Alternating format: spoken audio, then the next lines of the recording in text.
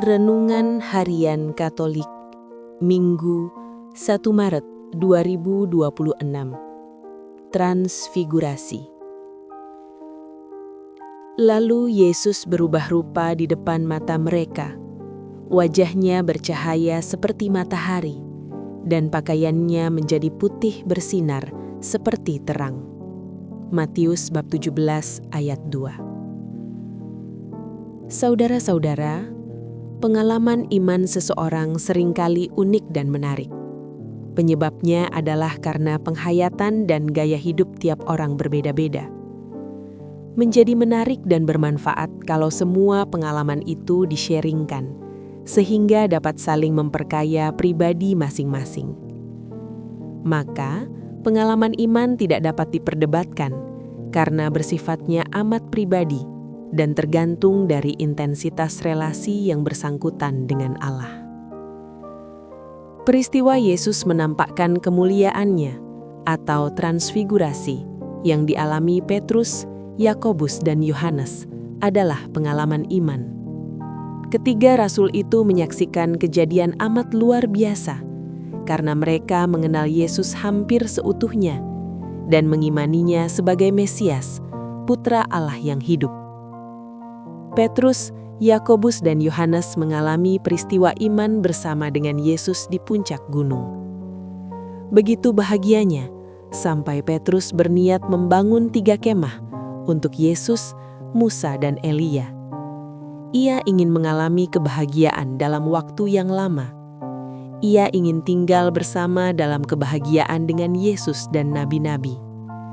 Maka Petrus pun melupakan dirinya dengan mengutamakan kemah untuk Yesus, Musa, dan Elia. Akan tetapi Yesus tidak memenuhi permintaan Petrus. Yesus mengajak ketiga murid itu untuk turun dari gunung. Ia mengajarkan kepada para murid bahwa pengalaman iman akan Allah bukan untuk diri sendiri saja. Pengalaman iman harus menjadi konkret dalam kehidupan sehari-hari. Pengalaman iman harus diberitakan kepada orang lain.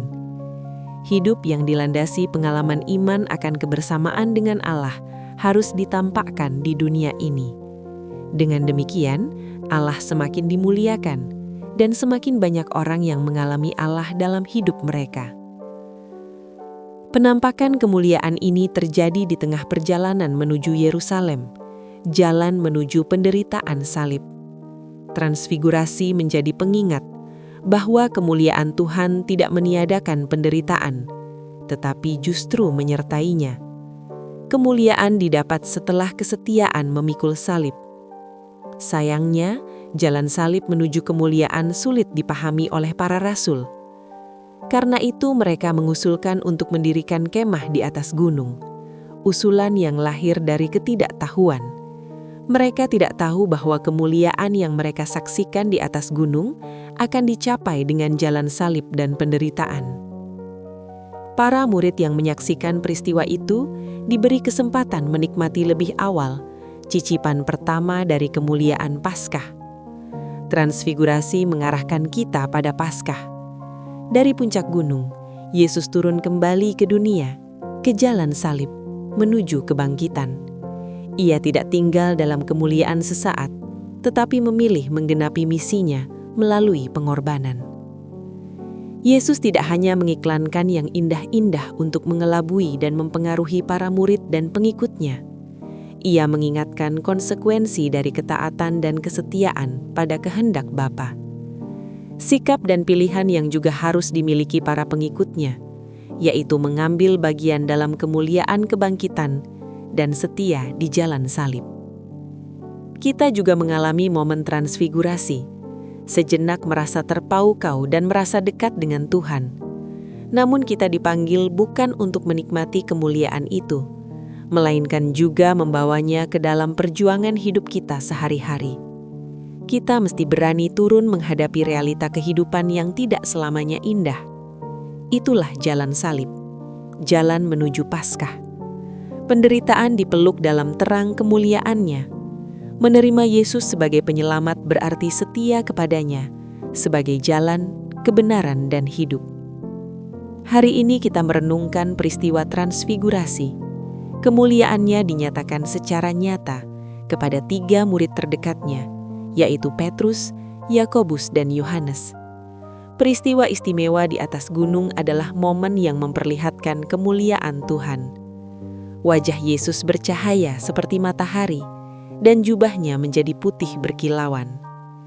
Ini menegaskan bahwa di balik rupa manusia yang menderitaan, tersembunyi kemuliaan ilahi.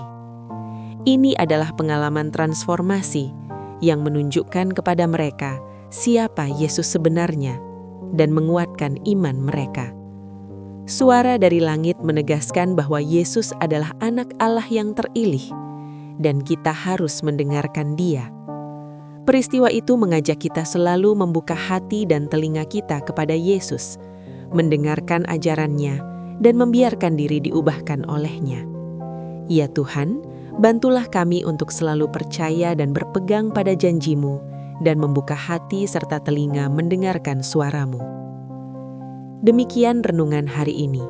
Selamat beraktivitas, semoga semuanya lancar, sukses serta selamat. Tuhan memberkati.